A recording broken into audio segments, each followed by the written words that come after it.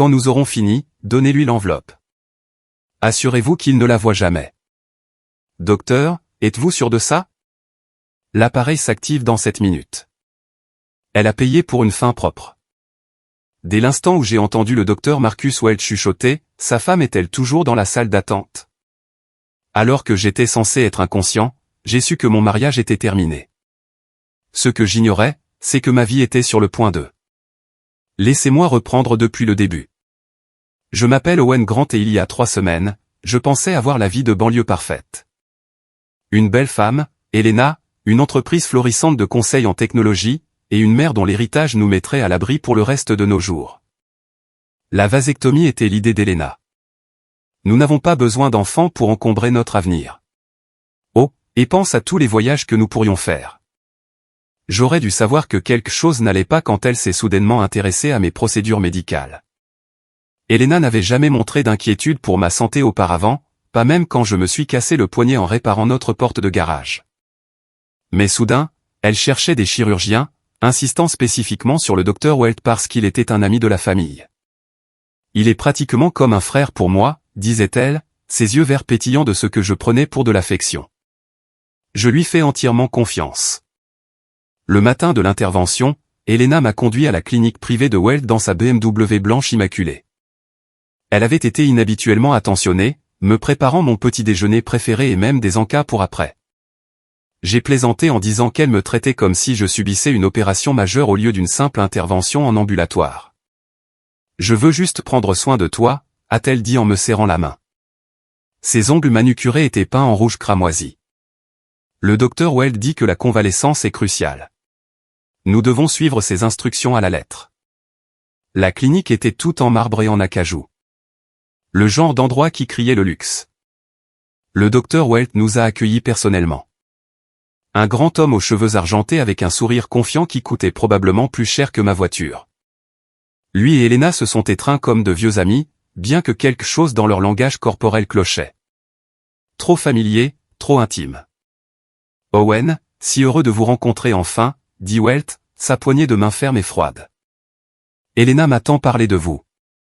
Que des bonnes choses, j'espère, ai-je répondu, essayant d'égaler son sourire. Oh, absolument. Elle vous est très dévouée. La façon dont il a dit, dévouée, m'a donné la chair de poule, mais j'ai repoussé ce sentiment. J'étais probablement juste nerveux à propos de l'intervention. Dans la salle de préopération, une infirmière nommée Clara m'a préparé pour la chirurgie. Elle était d'âge moyen, avec des yeux bienveillants, le genre de personne qui faisait probablement ça depuis des décennies. En insérant la perfusion, elle a bavardé de tout et de rien sur la météo et m'a posé des questions sur mon travail. Votre femme semble adorable, dit-elle en ajustant ma blouse d'hôpital. Très préoccupée par vos soins. Oui, elle a été formidable pour toute cette histoire, ai-je dit. Pourtant, même en le disant, quelque chose me tracassait. L'attention soudaine d'Elena semblait jouer, comme si elle interprétait un rôle. L'anesthésie a agi rapidement. Un instant, je comptais à rebours à partir de 10. L'instant d'après, je flottais dans cet étrange crépuscule entre la conscience et le sommeil. C'est à ce moment-là que je les ai entendus parler. Sa femme est-elle toujours dans la salle d'attente? La voix du docteur Welch semblait venir de loin. Oui, docteur, répondit Clara. Elle fait les 100 pas depuis 1 heure. Bien. Après avoir terminé la procédure standard, donnez-lui cette enveloppe. Assurez-vous qu'il ne la voit pas. Les instructions post-opératoires sont très spécifiques. À travers le brouillard, j'ai senti quelque chose d'étrange. Pas les sensations chirurgicales habituelles auxquelles on m'avait dit de m'attendre, mais quelque chose qu'on insérait, quelque chose qui n'avait rien à faire là. J'ai essayé de bouger, de parler, mais mon corps ne répondait pas.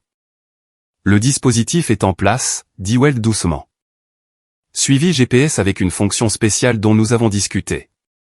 Activation à distance dans 72 heures, exactement comme elle l'a demandé. Activation à distance. Mon esprit hurlait. Mais mon corps restait paralysé. Elle vous paie bien pour ça, dit Clara, et il y avait de la désapprobation dans sa voix. Assez bien pour prendre une retraite anticipée, répondit Welch. D'ailleurs, elle dit qu'il l'a bien mérité.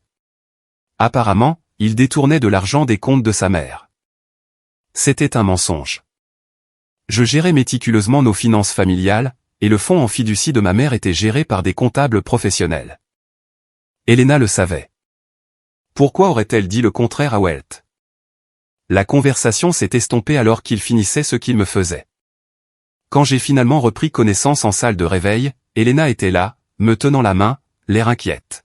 « Comment te sens-tu, chérie ?» demanda-t-elle, écartant une mèche de cheveux de mon front. « Grognon » ai-je marmonné. « Tout s'est bien passé ?»« Parfaitement » dit-elle. « Le docteur Welt dit que tu guéris magnifiquement. Il m'a donné des instructions post-opératoires très spécifiques. » Elle tapota son sac à main. Nous devons les suivre à la lettre. Alors qu'elle m'aidait à m'habiller, j'ai remarqué Clara qui nous observait depuis le seuil de la porte. Quand nos regards se sont croisés, elle a rapidement détourné les yeux, mais pas avant que je n'ai vu quelque chose qui ressemblait à de la culpabilité. Le trajet de retour fut silencieux. Elena conduisait prudemment, me demandant à plusieurs reprises si j'étais à l'aise, mais je ne pouvais pas me défaire de ce que j'avais entendu pendant l'opération. L'avais-je rêvé, halluciné à cause de l'anesthésie? À la maison, Elena m'installa sur le canapé avec des oreillers et des couvertures, m'apportant de l'eau et des analgésiques. Elle était l'image de l'épouse dévouée. Mais quelque chose n'allait pas. Ses mouvements semblaient répétés, son inquiétude artificielle. « Je dois courir à la pharmacie », dit-elle en attrapant son sac à main. « Le docteur Welt veut que tu prennes un antibiotique spécifique. Je serai de retour dans 1 heure. » Après son départ, j'ai examiné attentivement mon incision. Elle semblait normale, mais il y avait une petite bosse dure juste sous la peau qui n'était pas là avant. Quand j'ai appuyé dessus, une douleur a traversé mon aine. C'est là que j'ai trouvé l'enveloppe. Elena avait laissé son sac à main sur le comptoir de la cuisine, ce qu'elle ne faisait jamais. Elena gardait son sac à main comme s'il contenait des secrets d'État. À l'intérieur, avec ses objets habituels, se trouvait une enveloppe Kraft avec mon nom dessus. Mes mains tremblaient en l'ouvrant. À l'intérieur se trouvaient des instructions de soins post-opératoires, mais pas celles qui étaient standards. Celles-ci étaient spécifiques, détaillées et terrifiantes. Le patient a été équipé d'un dispositif sous-cutané à des fins de surveillance. Le dispositif s'activera automatiquement dans 72 heures, sauf s'il est désactivé avec la télécommande fournie. Le patient doit rester dans un rayon de 50 mètres de la clinique.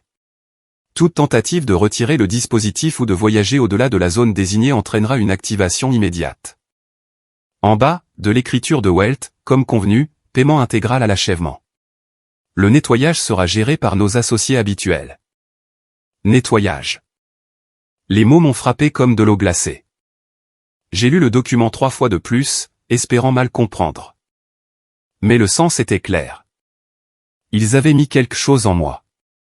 Quelque chose qui s'activerait dans 3 jours. Quelque chose qui nécessiterait un nettoyage. Mon téléphone a vibré. Un SMS d'Elena. La pharmacie était bondée. Ça pourrait prendre 1 heure de plus. Repose-toi. J'avais peut-être 45 minutes avant son retour. Me déplaçant avec précaution, j'ai rassemblé les documents et pris des photos avec mon téléphone. Puis j'ai tout remis exactement comme je l'avais trouvé. Quand Elena est revenue, j'étais de retour sur le canapé, faisant semblant de dormir. Elle s'affairait, jouant l'épouse attentionnée, mais maintenant je pouvais voir à travers la comédie. Chaque geste était calculé, chaque mot choisi. « Comment te sens-tu » demanda-t-elle en s'installant à côté de moi. « Mieux. Mieux, ai-je menti. Juste fatigué. C'est normal. Le docteur Welt dit que tu devrais te reposer pendant les prochains jours. Pas de travail, pas de conduite, pas de stress. » Elle a souri, mais son sourire n'atteignait pas ses yeux. « Je prendrai bien soin de toi. » Cette nuit-là, alors qu'Elena dormait à côté de moi, je fixais le plafond et planifiais ma prochaine action. Quoi qu'ils aient mis en moi, j'avais moins de 3 jours pour comprendre comment l'arrêter. Et je commençais à soupçonner que la femme qui dormait à côté de moi ne prévoyait pas seulement de me quitter, elle prévoyait de m'éliminer. J'ai attendu qu'Elena parte pour sa réunion de charité le lendemain matin avant de passer à l'action. Elle avait été inhabituellement affectueuse au petit déjeuner, me préparant mes pancakes et mon café préféré, me demandant à plusieurs reprises comment je me sentais.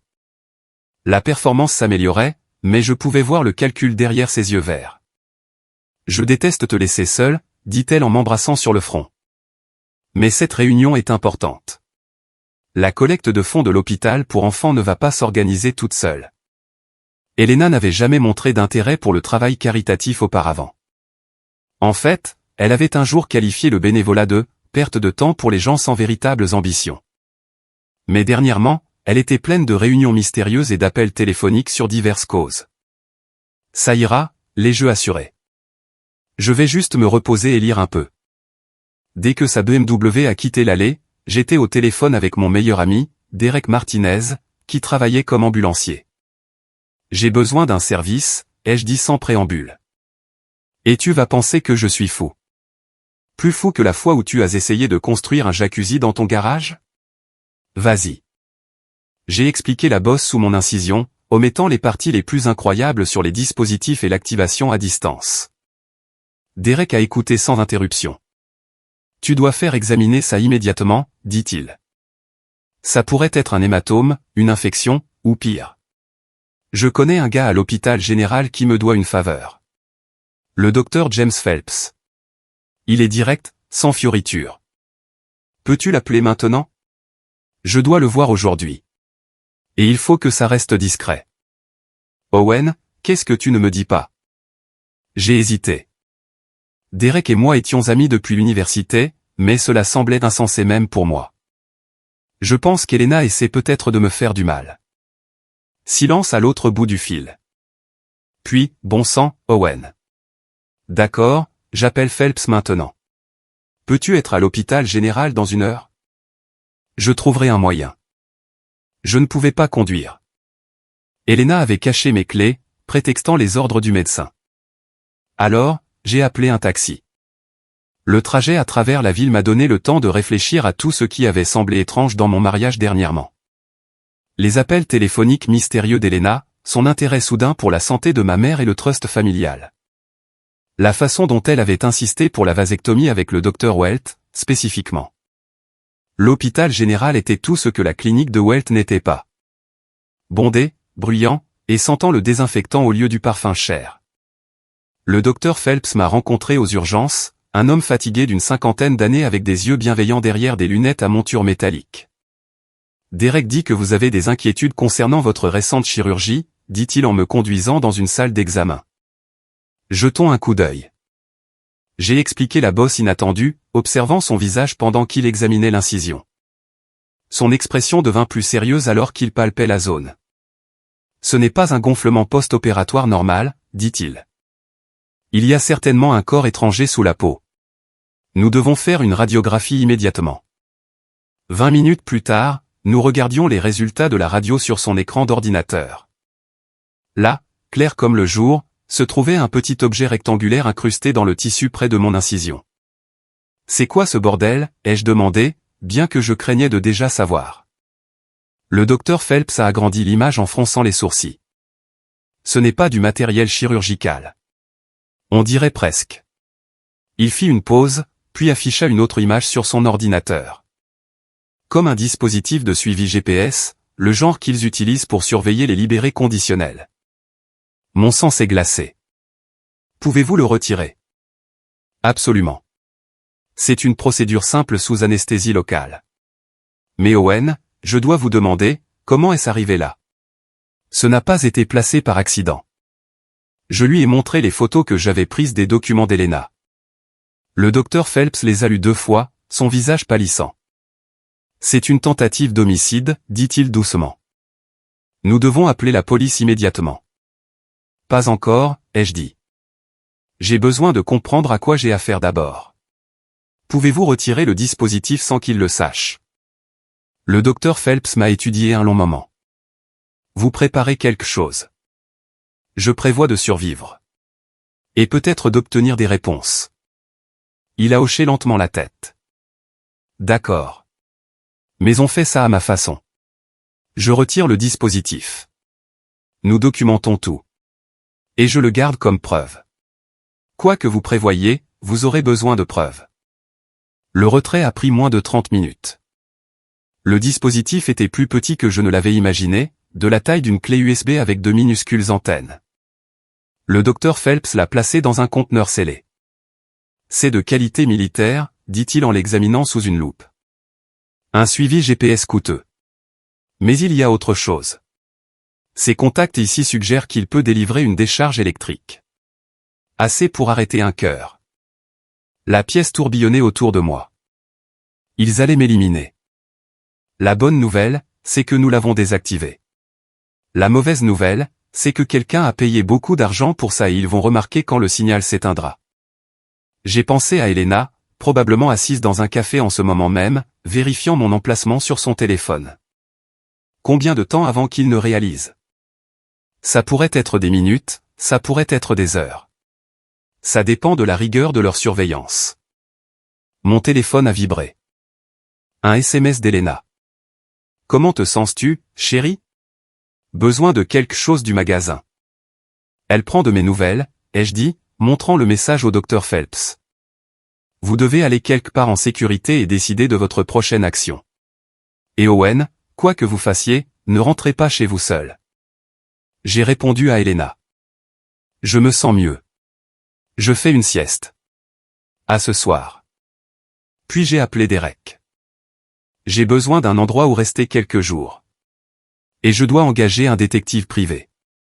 Bon sang, Owen, qu'est-ce qu'ils t'ont fait? Ils ont essayé de m'éliminer. Et je vais découvrir pourquoi.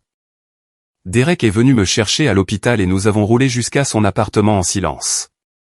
Une fois à l'intérieur, il nous a versé à tous les deux un whisky et s'est assis en face de moi. Raconte-moi tout, dit-il. Je l'ai fait. Tout ce que j'avais entendu pendant l'opération. Le dispositif. Le comportement étrange d'Elena. Les documents. Derek a écouté sans interruption, son expression s'assombrissant. Tu sais à quoi ça ressemble, dit-il finalement. Une fraude à l'assurance. Elle t'épouse, attend l'héritage de ta mère, puis t'élimine et récupère tout. Mais nous n'avons pas d'assurance vie. Pas que tu saches. Owen, si elle a planifié ça, elle aurait pu souscrire des polices sans que tu le saches. Des signatures falsifiées, de faux documents. Ça s'est déjà vu. La pensée me rendit malade. Depuis combien de temps Elena planifiait-elle cela? Notre mariage avait-il été réel à un seul moment? Je connais un détective privé, dit Derek. Rico Solana. Ancien flic, il s'occupe surtout de cas de divorce. Il est doué pour découvrir les choses que les gens veulent garder cachées. Je peux organiser une rencontre ce soir, si possible. Derek a passé l'appel pendant que j'étais assis là, essayant de tout digérer. Ma femme avait essayé de me faire éliminer. La femme avec qui j'avais partagé un lit pendant 3 ans avait prévu de m'éliminer pour de l'argent. Mon téléphone a sonné. Elena. Salut, chérie, ai-je répondu, essayant de garder ma voix normale. Je suis au magasin. Tu as besoin de quelque chose? Plus d'analgésique? De la glace? Ça va. Je me repose, comme tu l'as dit. Bien. Je serai bientôt à la maison. Je t'aime. Je t'aime aussi, ai-je menti? Après avoir raccroché, Derek a secoué la tête. Elle est douée. Si je ne savais pas ce que je sais, je penserais qu'elle est l'épouse parfaite. Elle m'a trompé pendant 3 ans. La question est, qu'est-ce que tu vas faire à ce sujet? J'ai pensé à la fausse inquiétude d'Elena, à son affection calculée, au dispositif qui aurait pu arrêter mon cœur en appuyant sur un bouton. J'ai pensé à ma mère, qui avait accueilli Elena dans notre famille, et comment Elena prévoyait probablement déjà de la consoler lorsque son fils mourait de façon inattendue. Je vais la détruire, ai-je dit. Mais d'abord, je vais découvrir exactement ce qu'elle a manigancé. Derek a levé son verre. Alors, commençons. Rico Solana a accepté de nous rencontrer ce soir-là dans un dîner du centre-ville. C'était un homme compact d'une 60aine d'années, aux cheveux grisonnants et aux yeux vifs qui semblaient tout absorber. Derek m'a expliqué les grandes lignes, dit-il en se glissant dans la banquette en face de nous. Mais je veux l'entendre de votre bouche. Je lui ai tout raconté à nouveau, lui montrant les photos des documents et le dispositif que le docteur Phelps avait retiré. Rico a écouté attentivement, prenant des notes. C'est plus gros qu'une simple fraude à l'assurance, dit-il quand j'eus fini. C'est organisé, professionnel. Votre femme n'a pas planifié ça seule. Le docteur Welt. Peut-être, mais il y a généralement plus de personnes impliquées dans quelque chose comme ça. Nous devons découvrir qui est vraiment Elena, d'où elle vient, et avec qui elle travaille. Combien de temps cela prendra-t-il? Rico sourit sombrement. Pour quelque chose comme ça, je travaille vite. Donnez-moi 48 heures et j'aurai des réponses. Mais Owen, vous devez être prudent. S'il réalise que vous savez, il pourrait essayer une approche plus directe. Que voulez-vous dire? Je veux dire, il pourrait cesser d'être subtil et simplement vous abattre. La pensée aurait dû me terrifier, mais au lieu de cela, j'ai senti une colère froide s'installer dans ma poitrine. Elena avait fait une erreur cruciale. Elle m'avait sous-estimé. Qu'ils essaient, ai-je dit. J'en ai fini d'être la victime. Le premier rapport de Rico est arrivé 36 heures plus tard, et c'était pire que je ne l'avais imaginé. Nous nous sommes rencontrés dans un café de l'autre côté de la ville. Rico a glissé un épais dossier sur la table. Son expression était sombre. Le nom de votre femme n'est pas Elena Grant, dit-il sans préambule. C'est Angela Voss, et elle a déjà fait ça avant. J'ai ouvert le dossier avec des mains tremblantes. À l'intérieur se trouvaient des photographies, des documents et des coupures de presse. La femme sur les photos était bien Elena, mais plus jeune, avec des couleurs et des coiffures différentes. 3 mariages précédents, continua Rico. Le premier mari est mort dans un accident de voiture en Oregon il y a 5 ans. Le deuxième mari a eu une crise cardiaque au Nevada il y a 3 ans. Le troisième mari est mort d'une overdose en Arizona il y a 2 ans. Tous les 3 lui ont laissé des héritages substantiels. Mon Dieu! Ça ne s'arrête pas là. Le docteur Marcus Welt n'est pas seulement son complice. C'est son frère. Son vrai nom est Michael Voss. Ils montent cette arnaque ensemble depuis des années. La pièce semblait tanguer autour de moi. Son frère? Frère et sœur adoptifs, ils ont grandi ensemble en famille d'accueil. Ils sont partenaires dans ce domaine depuis leur adolescence, ont commencé avec de petites escroqueries à l'assurance et ont progressé jusqu'à l'homicide. J'ai regardé une coupure de presse sur le premier mari d'Elena, un entrepreneur prospère nommé David Shen. L'article décrivait sa fin tragique lorsque sa voiture était sortie d'une route de montagne lors d'une tempête de neige. Les accidents n'étaient pas des accidents, ai-je dit. Aucun d'eux. Nous avons trouvé un lien entre les 3 décès et des procédures médicales effectuées par Michael Voss sous diverses identités.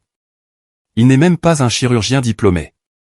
Il a de fausses qualifications, de faux diplômes de médecine, tout le tout team. Comment s'en sont-ils tirés? Rico a allumé une cigarette, ignorant le panneau d'interdiction de fumer. Ils sont malins.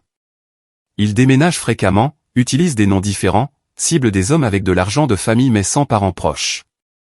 Jusqu'à vous, toutes leurs victimes étaient isolées, divorcées, éloignées de leur famille, avec peu d'amis proches. Mais j'ai des amis, j'ai ma mère. C'est pourquoi ils ont dû être plus prudents cette fois-ci. Le dispositif n'était pas seulement pour vous éliminer. C'était pour faire passer ça pour une complication médicale de votre chirurgie. Cause naturelle, pas d'enquête. J'ai pensé à l'insistance d'Elena sur le docteur Welt, à son inquiétude de suivre les instructions post-opératoires à la lettre. C'était tout du théâtre, préparant ma mort pour qu'elle paraisse accidentelle. Il y a plus, dit Rico, sortant une autre liasse de documents. Votre femme a déjà souscrit 3 polices d'assurance vie sur vous, pour un total de 2 millions de dollars. Elle a falsifié votre signature sur toutes. Comment est-ce possible? Elle a eu accès à vos documents personnels pendant 3 ans. Numéro de sécurité sociale, compte bancaire, tout ce dont elle avait besoin. Les compagnies d'assurance ont fait des vérifications minimales. Les couples mariés souscrivent tout le temps des polices l'un sur l'autre. J'avais la nausée. Elena planifiait ma fin depuis des mois, peut-être des années. Chaque baiser, chaque je t'aime, chaque moment de proximité avait été un mensonge. Et l'héritage de ma mère? L'expression de Rico s'assombrit. Elena a fait des recherches sur les actifs de votre mère. Elle connaît le fonds en fiducie, l'immobilier, tout. À mon avis, elle prévoyait de réconforter votre mère en deuil. Peut-être devenir comme une fille pour elle, et puis quoi? L'éliminer aussi. Probablement. Ces gens ne laissent pas de témoins gênants. J'ai refermé le dossier, mes mains tremblant de rage. Que faisons-nous maintenant? Nous constituons un dossier, documentons tout, obtenons des preuves qui tiendront devant un tribunal. Je ne les veux pas au tribunal, dis-je doucement. Je veux les détruire. Rico a étudié mon visage. Owen, je comprends que vous soyez en colère. En colère? J'ai ri amèrement. Rico, ils allaient m'assassiner et voler tout ce pourquoi ma famille a travaillé. En colère est un euphémisme. À quoi pensez-vous? J'ai pensé aux fausses larmes d'Elena, à sa performance d'épouse aimante. J'ai pensé au sourire confiant et à la poignée de main froide de Welt. Il pensait que j'étais juste une autre cible, une autre victime à utiliser et à jeter. Je pense qu'il est temps qu'ils apprennent ce que ça fait d'être chassé. Rico resta silencieux un long moment. Je ne peux pas participer à quoi que ce soit d'illégal. Je ne parle pas d'enfreindre la loi. Je parle de leur donner un avant-goût de leur propre médecine. Guerre psychologique. Les rendre paranoïaques, effrayés, incertains. Leur faire savoir qu'ils ont été démasqués.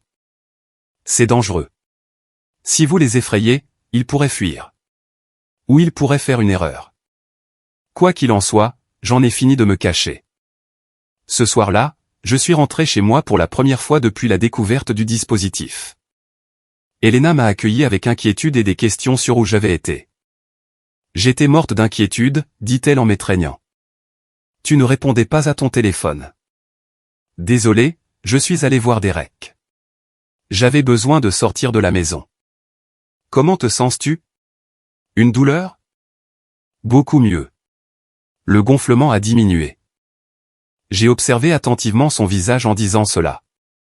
Pendant un bref instant, son masque a glissé. Il y a eu une lueur de confusion. Peut-être d'inquiétude. Si le dispositif avait fonctionné, elle aurait su exactement où j'avais été. C'est merveilleux, dit-elle, se reprenant rapidement. Le docteur Welt sera ravi. Tu guéris plus vite que prévu. En parlant du docteur Welt, j'aimerais le remercier comme il se doit. Peut-être l'inviter à dîner. Oh, ce n'est pas nécessaire. Il est très occupé par son cabinet. J'insiste. Après tout, il est pratiquement de la famille, non? Tu as dit qu'il était comme un frère pour toi. Le sourire d'Elena se crispa, presque imperceptiblement. Peut-être dans quelques semaines, quand tu seras complètement rétabli. Cette nuit-là, alors qu'Elena dormait à côté de moi, j'ai soigneusement fouillé son téléphone. Elle avait changé son code d'accès, mais je l'avais vu le taper plus tôt. Ses messages étaient pour la plupart anodins, mais j'ai trouvé ce que je cherchais dans son dossier de messages supprimés. Un fil de discussion avec M. M, le dispositif est hors ligne depuis hier. Que s'est-il passé? Pas sûr. Il dit qu'il se sent mieux. Le gonflement a diminué. M, c'est impossible.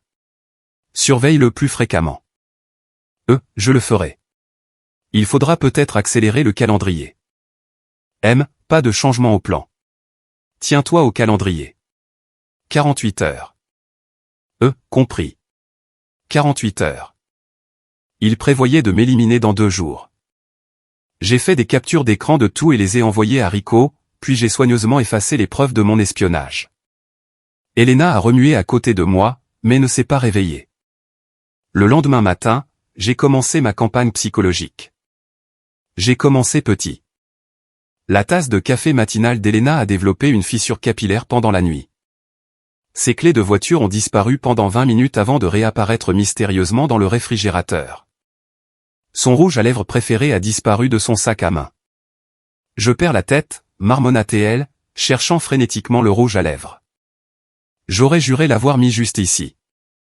Le stress, dis-je avec sympathie. Peut-être que tu devrais consulter quelqu'un à ce sujet. Au déjeuner, j'ai appelé le cabinet du docteur Welt. Ici Owen Grant, ai-je dit à la réceptionniste. J'aimerais prendre un rendez-vous de suivi. Bien sûr, monsieur Grant. Comment vous sentez-vous? Merveilleusement bien. Mieux que je ne me suis senti depuis des années. C'est comme si j'avais une nouvelle vie. Il y eut une pause. Je vais demander au docteur Welt de vous rappeler. Il a appelé moins d'1 heure plus tard, la voix tendue. Owen, comment se passe votre convalescence? Fantastique, docteur. Je me sens un homme nouveau. En fait, je me sens si bien que je pense à obtenir un deuxième avis sur votre travail. Peut-être faire examiner le site de l'incision par un autre médecin. Silence à l'autre bout du fil. Je ne pense pas que ce soit nécessaire, dit Welt, finalement. Tout devrait guérir normalement. Oh, j'en suis sûr. Mais vous savez ce que c'est. La confiance n'exclut pas le contrôle, n'est-ce pas? Je pense aller à l'hôpital général. J'ai entendu dire qu'ils ont d'excellents équipements de diagnostic. Owen, je ne le recommande vraiment pas, ne vous inquiétez pas, docteur. Je ne manquerai pas de mentionner votre excellent contact avec les patients. Et à quel point vous et Elena êtes proches, comme une famille. J'ai raccroché avant qu'il ne puisse répondre. Cet après-midi-là, Elena a reçu une livraison de fleurs. Un magnifique arrangement de lys. La carte disait, pour Angela, avec l'amour d'un vieil ami. Elena a fixé la carte pendant une minute entière, le visage pâle. Qui est Angela, ai-je demandé innocemment. Je ne sais pas. Ça doit être une erreur. Bizarre. On devrait appeler le fleuriste? Non, dit-elle rapidement. Je m'en occupe.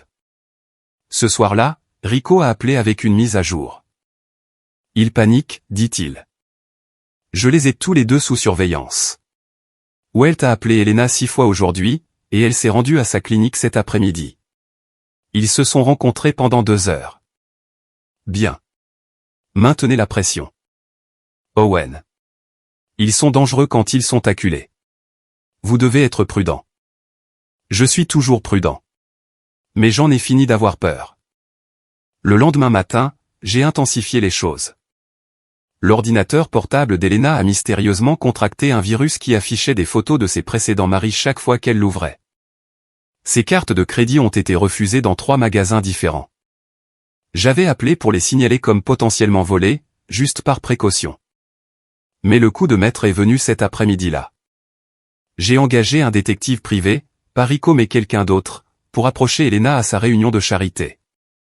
Il s'est fait passer pour un journaliste travaillant sur une histoire de décès suspect dans de petites villes à travers le pays. Je m'intéresse particulièrement à une femme nommée Angela Voss, lui a-t-il dit. Elle semble avoir eu une malchance remarquable avec ses maris. Elena a immédiatement fui la réunion.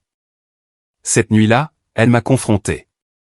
Nous devons parler, dit-elle, son masque habituel de douceur remplacé par un calcul froid. À propos de quoi? Tu sais très bien de quoi. J'ai levé les yeux de mon livre, feignant la confusion. Je ne vois pas de quoi tu parles. Arrête tes conneries, Owen. Les fleurs, les cartes de crédit, le journaliste. Tu sais qui je suis. J'ai posé mon livre et j'ai souri. Bonjour, Angela. Son visage est devenu blanc, puis a rougi de rage. Depuis quand sais-tu? Assez longtemps.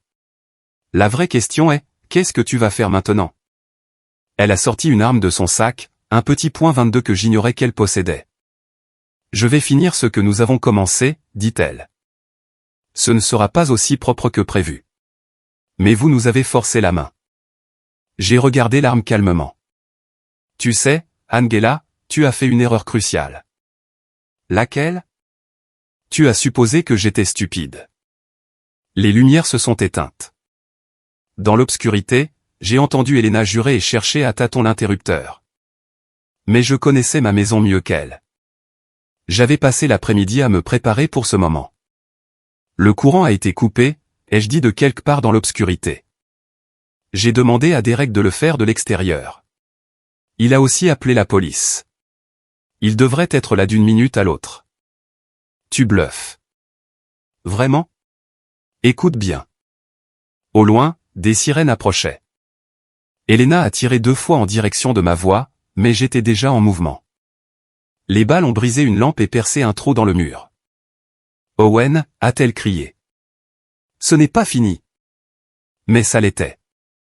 La porte d'entrée s'est ouverte en grand et la police a envahi la pièce avec des lampes de poche et des armes brandies. Elena tenait toujours l'arme quand ils l'ont trouvée. Alors qu'il lui passait les menottes, elle m'a regardé avec une haine pure. Tu n'as aucune idée de ce que tu as fait. Michael ne laissera jamais passer ça. Dis à Michael que j'ai hâte de le revoir, ai-je dit.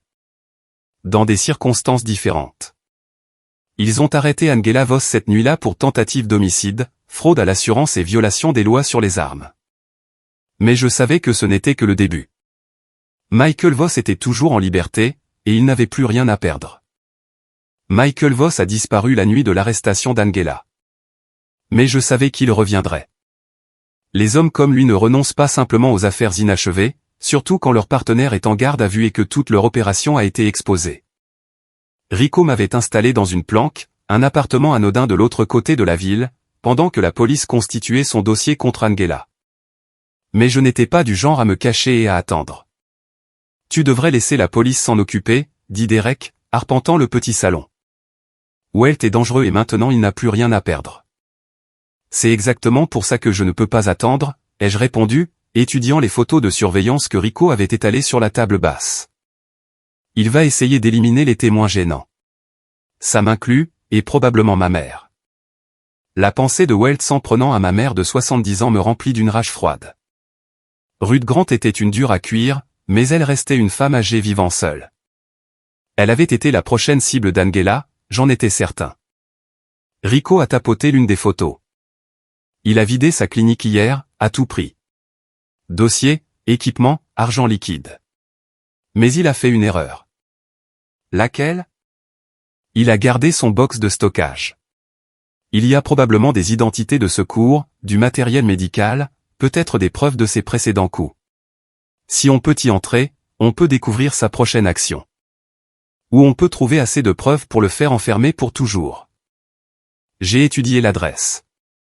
Le centre de stockage était en périphérie de la ville, le genre d'endroit où les gens gardent des choses qu'ils ne veulent pas qu'on trouve. Quand y allons-nous? Nous n'allons nulle part, dit fermement Rico. J'y vais. Tu restes ici et tu fais profil bas. Pas question. Owen, tu n'es pas un détective. Tu n'es pas entraîné pour ça. Si Welt est là, alors je veux le regarder dans les yeux quand on l'arrêtera. Derek et Rico ont échangé un regard. Ils pensaient que j'étais imprudent, poussé par l'émotion plutôt que par la logique. Ils avaient probablement raison, mais je m'en fichais. C'était devenu personnel au moment où Welt a mis ce dispositif en moi. D'accord, dit finalement Rico. Mais on fait ça à ma façon. Tu suis mes instructions, et si je dis de courir, tu cours. Marché conclu. Marché conclu. Nous y sommes allés cette nuit-là, utilisant la camionnette et le matériel de surveillance de Rico. Le centre de stockage était mal éclairé, avec une sécurité minimale. Juste un garde ennuyé dans une guérite, plus intéressé par son téléphone que par la surveillance des caméras. Le box de Welt était dans le coin arrière, isolé des autres. Rico s'est rapidement occupé de la serrure pendant que je faisais le guet. À l'intérieur, nous avons trouvé un trésor de preuves. Du matériel médical, y compris des dispositifs identiques à celui qui avait été implanté en moi. De fausses cartes d'identité pour Welt et Angela remontant à des années. Des dossiers sur les victimes précédentes, y compris des informations financières détaillées et des photographies. Mais la preuve la plus accablante était le journal de Welt. Un registre détaillé de chaque arnaque, chaque homicide, chaque dollar volé. Il avait tout gardé. Probablement comme assurance contre Angela ou comme levier pour une négociation de peine. Mon Dieu, murmura Rico en feuilletant les pages. Il a tout ici. Nom, date, méthode. C'est assez pour les faire enfermer à vie tous les deux. J'examinais le matériel médical quand j'ai entendu des pas à l'extérieur. Rico les a entendus aussi, éteignant immédiatement sa lampe de poche et faisant signe de se taire. Les pas se sont arrêtés juste devant notre box. Je sais que vous êtes là-dedans, lança Michael Voss. Sa voix était calme, presque conversationnelle. Owen Grant. L'homme qui a détruit ma sœur. J'ai senti Rico se tendre à côté de moi. Nous étions piégés. Le box n'avait qu'une seule sortie, et Welt la bloquait. Ce n'est pas ta sœur, ai-je répondu. C'est ta partenaire, ta complice de meurtre. La famille, c'est ce qu'on en fait, Owen. Angela et moi avons créé notre famille par nécessité, par survie. Nous sommes ensemble depuis que nous sommes enfants, nous protégeant, prenant soin l'un de l'autre. Et tu as détruit ça. Elle a essayé de me tuer. Elle a essayé de te donner une fin paisible. Plus de pitié que tu n'en méritais, franchement. Mais maintenant, les choses doivent être plus salissantes. J'ai entendu le bruit d'un liquide éclaboussant la porte métallique du box. L'odeur d'essence a envahi l'air. Vous allez brûler, Owen. Toi et ton ami détective privé. Tout comme mon premier père d'accueil, qui pensait qu'il pouvait toucher Angela et s'en tirer. Rico était déjà sur son téléphone, textant frénétiquement. Des renforts, j'espérais, ou les pompiers. Mais l'aide n'arriverait pas à temps. Tu sais quel est ton problème, Michael, ai-je crié, pour gagner du temps. Tu penses que tu es plus malin que tout le monde. Mais tu as fait la même erreur qu'Angela. Laquelle? Tu m'as sous-estimé. J'ai décroché l'extincteur du mur et fait signe à Rico. Il a hoché la tête, comprenant immédiatement. Tu es piégé, Owen. Nulle part où fuir. Je ne fuis pas. J'ai ouvert la porte du box d'un coup de pied et j'ai immédiatement déchargé l'extincteur.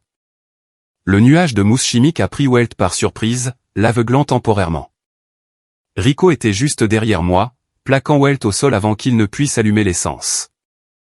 Les deux hommes ont roulé par terre, se battant pour le contrôle du briquet de Welt. J'ai attrapé une clé en croix dans le box et l'ai abattue sur le poignet de Welt. Il a crié et a lâché le briquet, se tenant le bras cassé. C'est fini, Michael, ai-je dit, debout au-dessus de lui. Ta sœur est en prison. Ton opération est terminée. Et tu vas passer le reste de ta vie en prison. Welt m'a regardé avec des yeux pleins de haine. Tu penses que ça se termine ici? Nous ne sommes pas les seuls, Owen. Il y en a d'autres comme nous. Et ils n'aiment pas qu'on se mêle de leurs affaires. Qu'ils viennent, ai-je dit. Je suis prêt. Les sirènes de police approchaient au loin. Rico avait réussi à appeler des renforts avant la confrontation. Tu n'as aucune idée de ce que tu as déclenché, dit Welt alors que Rico lui attachait les mains derrière le dos avec des serre-câbles. Angela et moi étions des petits joueurs comparés à certains autres. Ils viendront pour toi, pour ta mère, et pour tout ce que tu aimes. Alors je suppose que je devrais les arrêter aussi. Alors que la police emmenait Welt, j'ai ressenti un étrange sentiment d'accomplissement. L'homme qui avait essayé de me tuer était fini. Sa partenaire était en prison et leur victime aurait enfin justice. Mais les mots de Welt résonnaient dans mon esprit. Y en avait-il vraiment d'autres?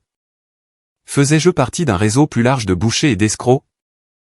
Rico devait penser la même chose. Alors que nous regardions la voiture de police s'éloigner avec Welt à l'intérieur, il s'est tourné vers moi. Tu sais que ce n'est peut-être pas fini. Je sais. Mais je ne suis plus le même homme qui est entré dans cette clinique pour une vasectomie. Ils m'ont changé, Rico. Ils ont fait de moi quelqu'un qui se défend. Qu'est-ce que tu vas faire maintenant? J'ai pensé aux fausses larmes d'Angela, au sourire froid de Welt, au dispositif qui aurait pu arrêter mon cœur. J'ai pensé à toutes leurs victimes précédentes, des gens qui sont morcelés et effrayés, sans jamais savoir ce qui les avait frappés. Je vais m'assurer que cela n'arrive plus jamais à personne d'autre, ai-je dit. Peu importe le temps que ça prendra, peu importe le coût.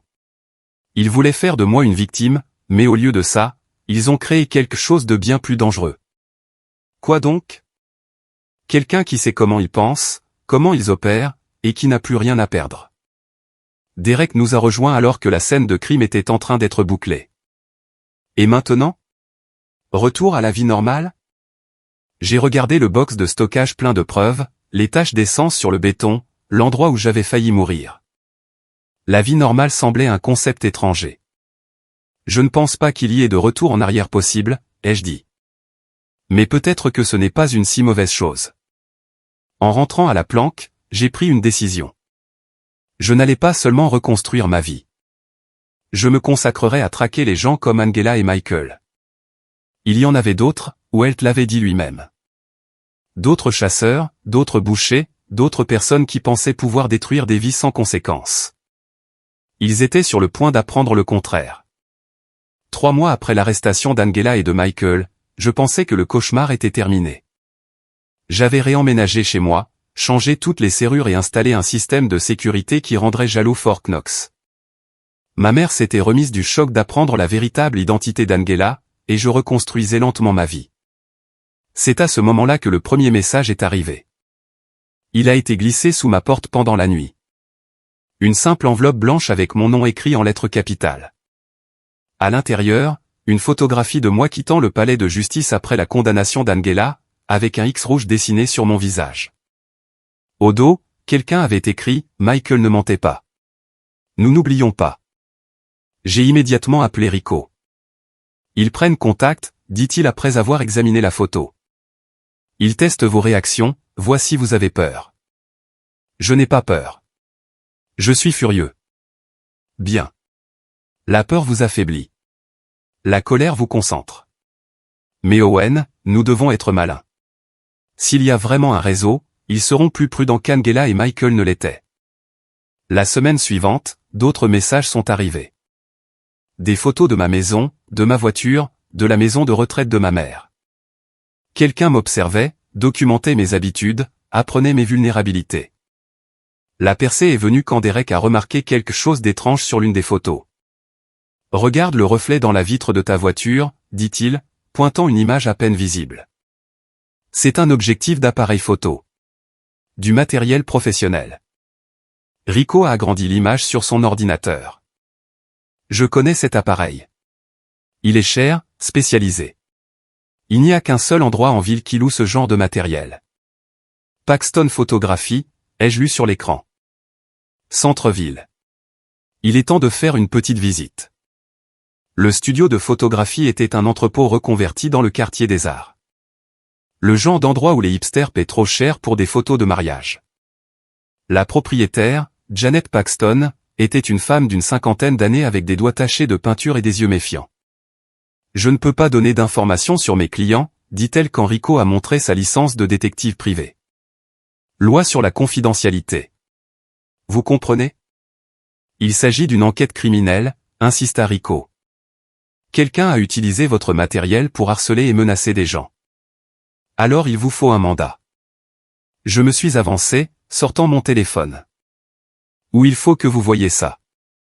Je lui ai montré les photos qui avaient été laissées chez moi, y compris celles avec le reflet de l'appareil photo. Son visage est devenu pâle. Oh mon Dieu, murmura-t-elle. J'ai loué cet appareil à une femme la semaine dernière. Elle a dit qu'elle documentait l'architecture pour un magazine. À quoi ressemblait-elle? Blonde, peut-être 40 ans, très professionnelle. A payé en espèces, a donné le nom de Sarah Miller. Rico et moi avons échangé un regard. Une autre fausse identité. Avez-vous des caméras de sécurité, ai-je demandé. Bien sûr. Les images montraient une femme qui ne ressemblait en rien à Angela, mais qui se déplaçait avec la même grâce calculée. Elle savait où étaient les caméras, gardant son visage partiellement caché, mais il y avait quelque chose de familier dans sa posture. Je l'ai déjà vu, dit Rico, étudiant l'écran. Je ne sais pas où, mais je connais cette démarche. Nous avons une autre réponse 2 jours plus tard, quand elle a pris contact directement. Je sortais de l'épicerie quand une berline noire s'est arrêtée à côté de moi. La vitre s'est baissée, révélant la femme blonde des images de sécurité. Montez, Owen, dit-elle. Sa voix était cultivée, éduquée, avec juste une pointe d'accent que je n'arrivais pas à placer. Je ne crois pas, non. Elle m'a montré une arme, la tenant basse pour que les autres clients ne la voient pas. Ce n'était pas une question. Je suis monté dans la voiture, cataloguant mentalement les détails. BMW de modèle récent, intérieur en cuir, musique classique jouant doucement. La femme était bien habillée, bijoux coûteux, ongles manucurés. Ce n'était pas une criminelle de rue. C'était quelqu'un avec de l'argent et des relations. Mon nom est Victoria Ashford, dit-elle alors que nous roulions dans le trafic du centre-ville. J'étais l'associé de Michael. Un autre faux nom. Elle sourit. En fait, celui-ci est vrai. Je possède plusieurs entreprises légitimes. Des galeries d'art, des magasins d'antiquités, une petite maison d'édition. L'opération d'assassinat sur contrat est plus une activité secondaire. Son aveu désinvolte me glaça le sang. Que voulez-vous? Je veux vous proposer un marché. Michael et Angela étaient brouillons, émotionnels. Ils ont laissé leurs sentiments personnels obscurcir leur jugement. Je ne fais pas ces erreurs. Quel genre de marché? Vous vous retirez, vous nous oubliez, vous oubliez notre organisation, et vous vivez votre vie. En retour, nous vous laisserons, vous et votre famille, tranquilles. Et si je refuse? Victoria a tourné dans une rue latérale, s'arrêtant sur un parking vide. Alors vous rejoindrez notre liste de clients. Avec votre mère, votre ami Derek, ce détective privé avec qui vous travaillez. Tous ceux que vous aimez deviennent des cibles. Vous menacez de tuer des innocents. Je propose de ne pas les tuer. Il y a une différence. J'ai étudié son visage, cherchant le moindre signe d'humanité. Il n'y en avait aucun.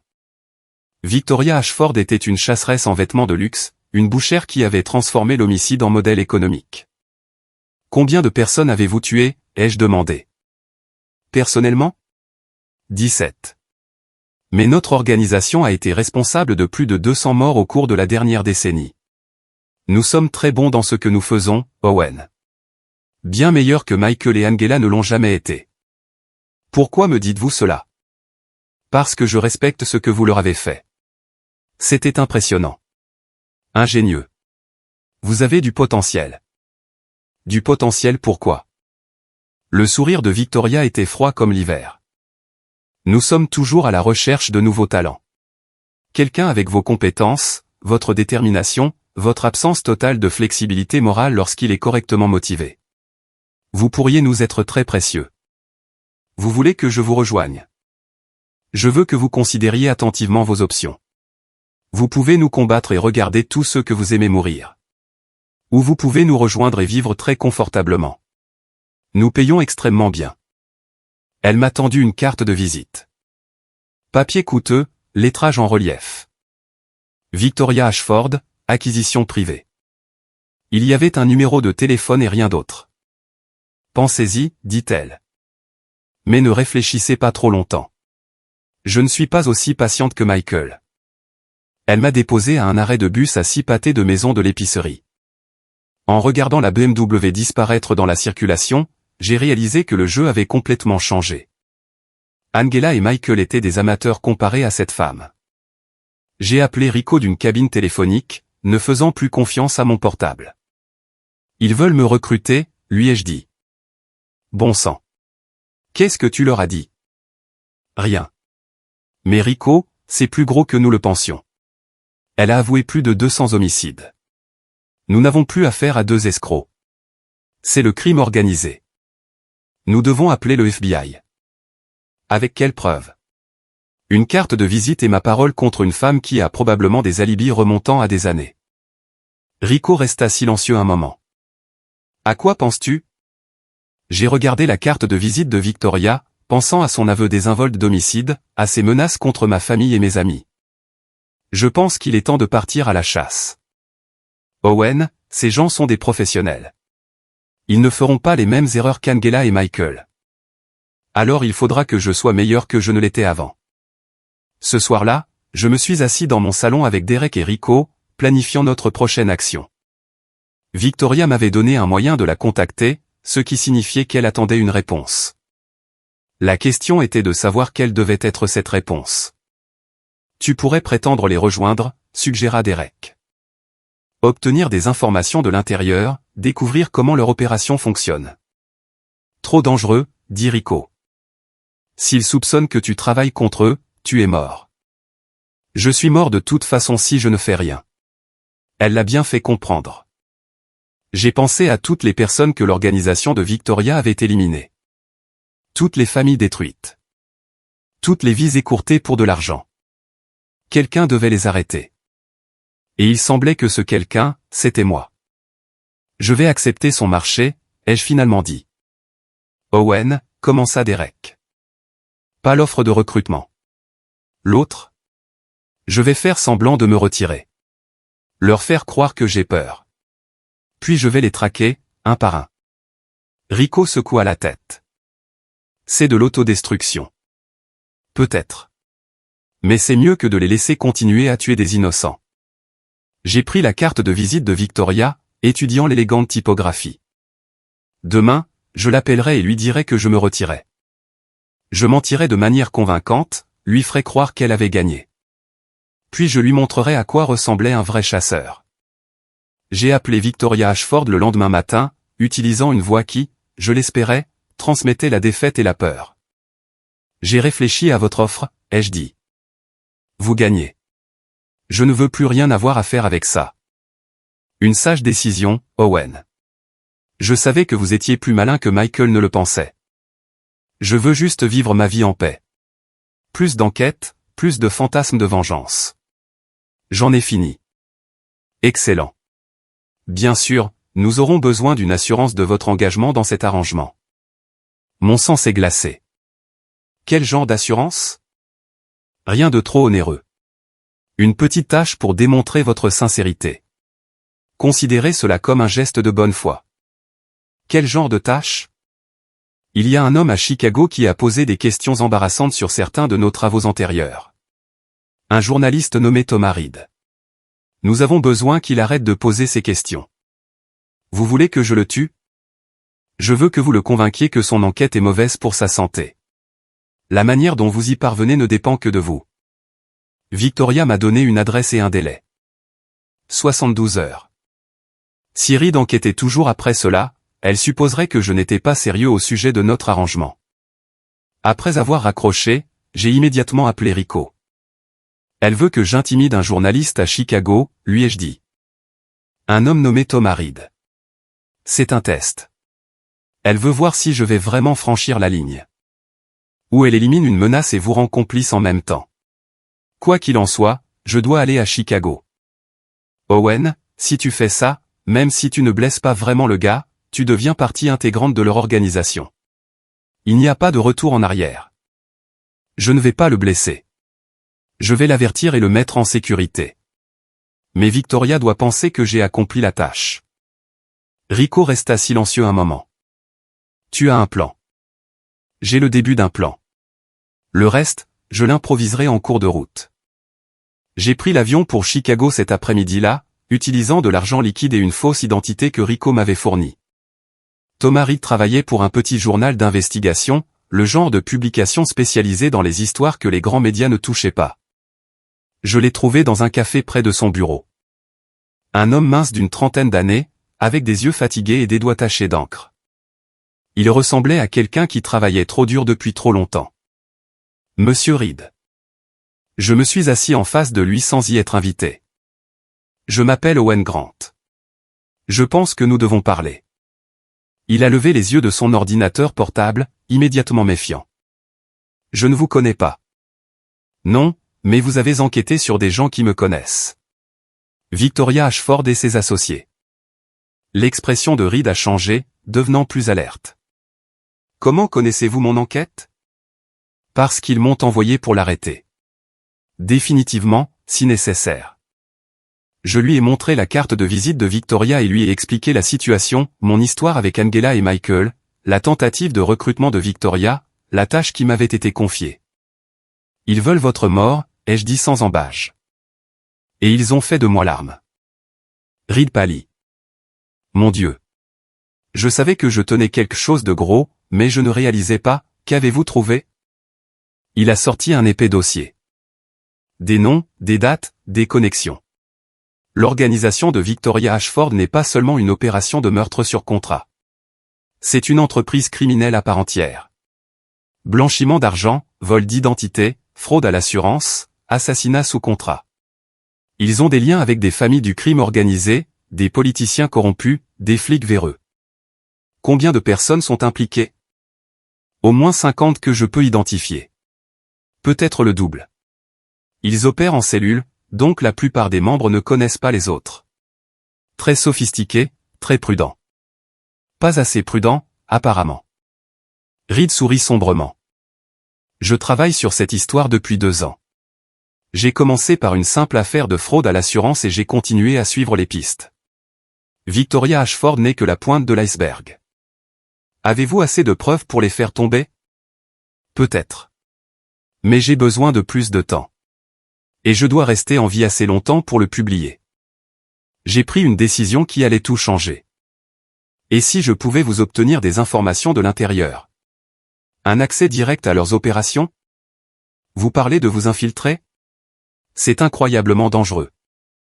Je suis déjà en danger. Nous le sommes tous. Mais si vous pouvez convaincre Victoria que vous m'avez éliminé tout en m'aidant réellement à rassembler des preuves. Ça pourrait marcher, dit lentement Reed. Mais s'il vous attrape. Alors je serai mort. Mais au moins, j'aurais essayé de les arrêter. Nous avons passé les 6 heures suivantes à planifier. Reed disparaîtrait, quitterait la ville, resterait chez des amis, ferait profil bas tout en poursuivant son enquête à distance. Je mettrais en scène des preuves de son accident pour satisfaire Victoria. Le plan était simple mais risqué. Reed allait accidenter sa voiture contre une glissière de sécurité sur un tronçon de route isolé en dehors de la ville. La voiture prendrait feu, détruisant toute preuve d'ADN. Au moment où les autorités arriveraient, il ne resterait qu'une épave calcinée et un corps trop endommagé pour être identifié. Sauf qu'il n'y aurait pas de corps. Nous avons trouvé l'endroit parfait, un pont au-dessus d'un profond ravin, isolé et rarement emprunté la nuit. La voiture de Reed était assez vieille pour que les systèmes de sécurité n'empêchent pas ce que nous devions faire. À minuit, nous avons mis le plan à exécution. Reed a accéléré vers la glissière de sécurité pendant que je préparais le dispositif incendiaire. Rien de sophistiqué, juste de l'essence et un minuteur. À la dernière seconde, Reed a sauté de la voiture en mouvement. L'accident a été spectaculaire. La voiture a traversé la glissière de sécurité et a dévalé le ravin, explosant dans une boule de feu. De loin, cela ressemblerait à un accident tragique, un journaliste fatigué qui s'est endormi au volant et en a payé le prix ultime. Reed et moi avons observé à une distance de sécurité l'arrivée des véhicules d'urgence. Les pompiers ont éteint l'incendie, mais il ne restait rien à sauver. La voiture était complètement détruite, et la chaleur intense avait éliminé toute preuve qui pourrait contredire notre histoire. Thomas Reed est officiellement mort, ai-je dit alors que nous retournions à ma voiture de location. Maintenant, vous pouvez enquêter sur eux sans regarder par-dessus votre épaule. Et vous? Vous devez toujours faire face à Victoria. Laissez-moi m'en occuper. J'ai appelé Victoria le lendemain matin, rapportant l'accident de Reed avec juste la bonne dose de satisfaction et de nervosité. Elle semblait satisfaite. Excellent travail, Owen. Je savais que vous aviez du potentiel. Ce n'était pas facile. Je n'ai jamais rien fait de tel auparavant. La première fois est toujours difficile. Ça devient plus facile. Et maintenant? Maintenant, vous devenez un membre à part entière de notre organisation. Il y aura d'autres missions, d'autres tests. Mais vous avez fait vos preuves ce soir. Victoria a organisé une rencontre en personne à mon retour en ville. Elle voulait me présenter à d'autres membres de l'organisation, commencer ma formation à leur méthode. Ce qu'elle ne savait pas, c'est que j'avais déjà commencé ma formation. Pour les détruire. Au cours du mois suivant, je me suis infiltré plus profondément dans l'organisation de Victoria. J'ai assisté à des réunions, appris leurs procédures, rencontré leurs principaux acteurs. Et j'ai tout documenté. Nom, adresse, numéro de compte bancaire, détails opérationnels. J'ai photographié des documents, enregistré des conversations, cartographié tout leur réseau. Thomas Reed, travaillant depuis sa planque, m'a aidé à organiser les preuves en un dossier complet qui les détruirait tous. La réunion finale a eu lieu dans l'appartement en attique de Victoria, un espace somptueux rempli d'œuvres d'art et d'antiquités coûteuses, probablement volées à leurs victimes. Elle a rassemblé le noyau dur de l'organisation pour m'accueillir officiellement. Mesdames et messieurs, dit Victoria en levant une coupe de champagne. J'aimerais vous présenter notre nouvel associé, Owen Grant. Il a prouvé qu'il était ingénieux, déterminé et totalement engagé dans notre cause. Les autres ont applaudi poliment. Je reconnus plusieurs visages de l'enquête de Reed. Des criminels recherchés, des tueurs présumés, des gens qui vivaient en liberté pendant que leurs victimes pourrissaient dans leur tombe. Merci, ai-je dit en acceptant le champagne. C'est un honneur d'être ici. Owen a éliminé un journaliste gênant pour nous, continua Victoria. Il a montré une réelle initiative et créativité. Je pense qu'il sera un ajout précieux à notre famille. J'ai souri et hoché la tête, jouant mon rôle à la perfection. Mais à l'intérieur, je comptais les minutes. À 21 heures précises, les lumières se sont éteintes. Un éclairage de secours s'est immédiatement allumé, baignant l'appartement de rouge. Les invités de Victoria ont regardé autour d'eux nerveusement, les mains se déplaçant vers des armes dissimulées. Restez calme, dit Victoria. Probablement juste une panne de courant. C'est alors que les agents du FBI sont entrés par les fenêtres. Ils sont descendus en rappel depuis le toit, se déplaçant avec une précision militaire. Des grenades assourdissantes ont rempli l'appartement de lumière et de son, désorientant tout le monde sauf moi. J'y avais été préparé. FBI. Personne ne bouge. L'organisation de Victoria avait été prise complètement au dépourvu. La plupart se sont rendus immédiatement, lâchant leurs armes et levant les mains. Quelques-uns ont essayé de se battre, mais ils ont été rapidement maîtrisés. Victoria elle-même se tenait figée au centre de la pièce, sa coupe de champagne toujours à la main, me regardant avec une compréhension naissante. « Vous » murmura-t-elle. Moi, ai-je confirmé, enlevant le micro que je portais. Chaque mot, chaque confession, chaque détail de votre opération. Tout enregistré, tout admissible au tribunal. L'agent du FBI en charge, l'agent spécial Sarah Chen, s'est approché de Victoria avec des menottes. Victoria Ashford, vous êtes en état d'arrestation pour complot en vue de commettre un homicide, racket, blanchiment d'argent et environ 50 autres chefs d'accusation. Alors qu'ils emmenaient Victoria, elle m'a regardé une dernière fois. Ce n'est pas fini, Owen. Il y en a d'autres. Il y en a toujours d'autres. Alors je suppose que je devrais les trouver aussi, ai-je répondu.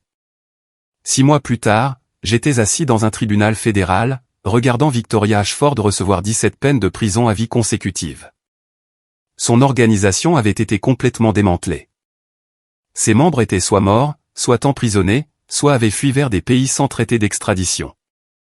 L'article de Thomas Reed avait été publié simultanément dans des journaux à travers le pays, exposant toute l'étendue de leurs crimes. Les familles de leurs victimes avaient enfin des réponses et la justice. Après la condamnation, je suis sorti au soleil. Derek et Rico m'attendaient, ainsi que ma mère qui avait insisté pour être là pour la conclusion. Et maintenant, demanda Derek. Retour à la vie normale ? J'ai pensé aux derniers mots de Victoria, aux autres chasseurs toujours en liberté, traquant toujours des innocents. J'ai pensé aux fausses larmes d'Angela, au sourire froid de Michael, et à toutes les victimes qui ne verraient jamais la justice. Je ne pense plus qu'il existe une chose telle que la vie normale, ai-je dit. Mais peut-être que ce n'est pas grave. Qu'est-ce que tu vas faire ? J'ai regardé le palais de justice, l'endroit où des monstres avaient enfin fait face aux conséquences de leurs actes. Je vais continuer à chasser. Il y en a d'autres, comme l'a dit Victoria. Et ils doivent savoir que quelqu'un vient pour eux. Ça semble dangereux, dit ma mère. Vivre est dangereux, maman. Mais laisser des gens malfaisants faire du mal à des victimes innocentes est pire. En nous éloignant du palais de justice, j'ai ressenti un sentiment d'accomplissement que je n'avais jamais connu auparavant. L'homme effrayé qui était entré pour une simple vasectomie avait disparu, remplacé par quelqu'un de plus dur, plus concentré, plus dangereux. Angela et Michael avaient essayé de faire de moi une victime. Au lieu de cela, ils avaient créé leur pire cauchemar. Quelqu'un qui comprenait comment les chasseurs pensent, comment ils opèrent, et comment les arrêter. La chasse continuerait.